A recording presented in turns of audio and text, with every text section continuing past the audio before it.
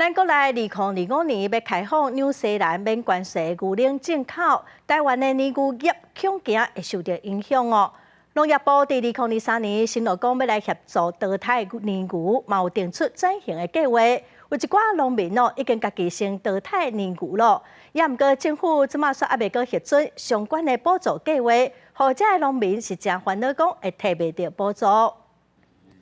本土的牛奶生产佮营养，但2025年纽西兰免关税液态牛奶特别卖到国内，为着要提升农民的竞争力，农业部大型会补助农民来减少奶牛，嘛提出中定的计划，要摕20亿，互产业升级转型。但不少台南的农民去年开始就先配合政府的政策，汰掉部分的牛，向立委表达因真烦恼，摕袂到补助。他们提早协助政府，反而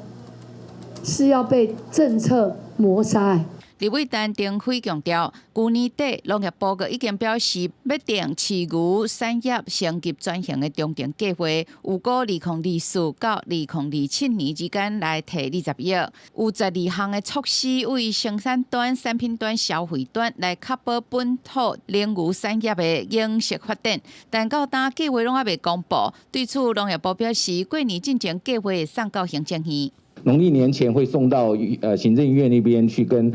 院里面去争取经费。饲奶牛的农民心情是真不安，立委要求政府来了解因已经退无可退的心情，计划应该要量早来启动。另外，除了饲的奶来减产，农民嘛希望政府会当编预算，互离学校囡仔会当啉国产的牛奶，赶紧来提出具体计划。记者林建梅、裴耀祖台北报道。